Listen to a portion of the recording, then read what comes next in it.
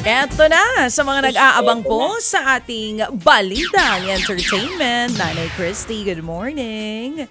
Naging emosyonal ang pamilya Pacquiao sa paghahatid sa kanilang eldest daughter na si Princess sa London para doon nga magkolehiyo.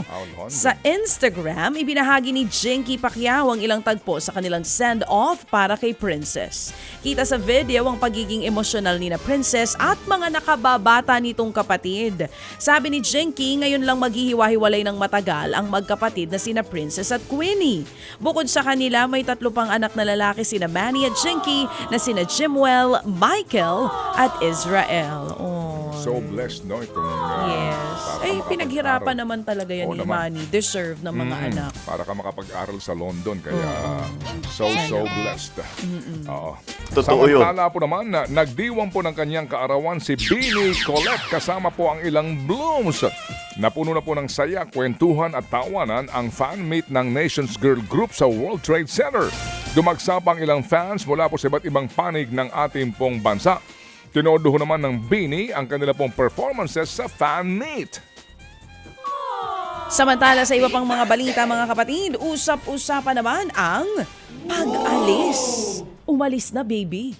Ang pag-alis ni Liza Soberano sa talent agency ni James Reid na Careless Music. Sa IG story ng Careless, inanunsyo nito na wala na sa kanilang pamamahala si Liza simula pa noong July 29. Hanga daw nilang mas mapabuti pa ni Liza ang kanyang mga gagawin. Hindi na idinetalye kung anong naging dahilan ng pag-alis ni Liza sa grupo. Wala pa ring pahayag ang aktres kaugnay nito.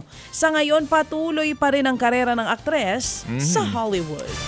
Big winner po naman sa Emmy Awards sa US ang Japanese historical drama na Shogun at ang psychological thriller na Baby Reindeer. Naiuwi ng Shogun ang Best Drama Award. Ito ang kauna-unahang non-English series na nanalo po ng nasabing parangal. Best lead actor naman ang lead star nitong si Hiroyuki Sanada. Habang best lead actress naman ang kanyang co-star na si Anna Sawai. Sila ang first Japanese actors na nanalo ng Emmys. Nanalo naman bilang Best Limited Series ang Netflix hit na Baby Reindeer. Ang lead star nitong si Richard Gad ang nagwaging Best Actor in a Limited Series. Siya rin po ang nanalo ng Writing Emmy sa nasabing genre. Deserve. Habang ang co-star niyang si Jessica Gunning ang nagwaging Best Supporting Actress sa category. Panoorin mo yan, baby. Habang si Zarina Balba-Guevara Hindi ako po naman kasama dyan. ay magbabasa ng balita. Ayan. Baby Reindeer. Panoorin mo yan, baby. Maganda. Maganda pagkakagawa. Yung mismong nanalong aktor, storya Napanood niya ko na talaga. yan. Ay, napanood mo na? Si Rudolph. Hindi! Ikaw talaga. Hindi, maganda. Shogun ba? Hindi sa Netflix tong Shogun no? Hindi, ano ba sinasabi mo? Yung reindeer o ito? Yung Baby O Reindeer. kaya nga si Rudolph, kilala ko yun. Hindi, iba yun. Pangpasko Yung red yun nose? Hindi. Ano ito? Tungkol sa kanyang parang naging stalker. Stalker? Diba? Oo. Ha? Stalker. Stalker? Talaga? Na ang tawag sa kanya ng stalker niya, Baby Reindeer. Oo. Maganda. Sobrang ganda niyang baby. Di ba Panoorin stalker yung mo. madaldal yun? Ha? Hindi, talker yun. Stalker, iba yun. Nanggigigil ako dito kay baby. O ito, I hate Taylor Swift. Hindi ako nagsabi niyan. Yan ang iginiit. She's a stalker. Hindi ito stalker. She's a stalker nga. Oo. Yeah, she's a stalker. I'm a talker. So let me talk about this. Well, kung ikaw think about it, ako talk about this. Eto nga mga kapatid, I hate Taylor Swift.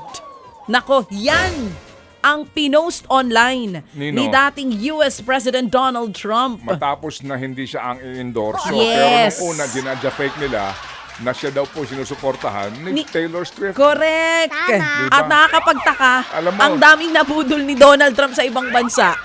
Sobra, naloloka ako pag nagbabasa ako ng post. Eto na nga. Alam mo, Totoo yun. nagano nga sa akin dito si Taylor eh. Nag-message sa'yo? Oo. Wow, you're close? Yeah, si Rod, yung aking mananahin ng... Rod Taylor.